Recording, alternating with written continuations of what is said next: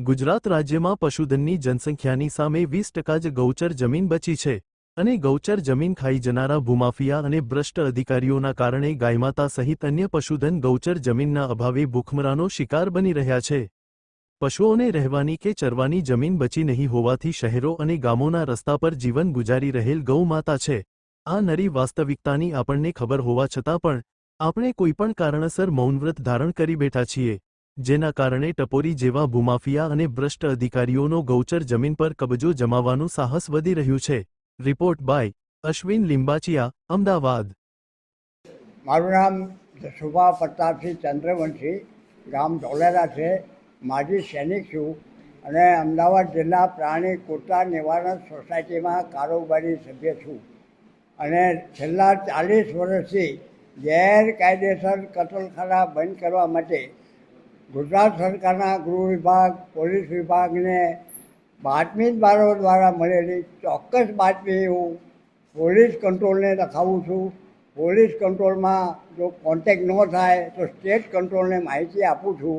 અને જો સ્થાનિક પોલીસ જો ત્યાં આગળ ઘટના તાત્કાલિક બની હોય તો સ્થાનિક પોલીસને બી હું આ માહિતી આપું છું। અને અત્યારે અમદાવાદ ગોબલજ ગામ, ખેડા જિલ્લાનું ગોબલજ ગામ છે, ત્યાં આગળ સેંકડો એકર જમીન ગૌચરની જે ગામનો વિરોધ હોવા છતાં, કેટલા આંદોલન કરવા છતાં અને 7 વખત શરત ભંગ કરેલ હોવા છતાં એ જમીન હજી પરત મળે નથી અને ગરીબ લોકોના ચીટફંડના પૈસા ભેગા કરી અને લાખો મરણમૂળી, ગરીબોની મરણમૂળી છે એ હજમ કરી ગયો છે અને કોઈ દાદ આપતું નથી। અમે બધા ગુજરાતના બધા માનનીય વડાપ્રધાનશ્રી અને મુખ્યમંત્રીશ્રી, રાજ્યપાલશ્રી, ભાજપ કાર્યાલય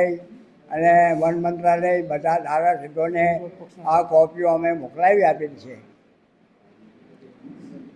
અને એમાં રાજ્યપાલશ્રીનો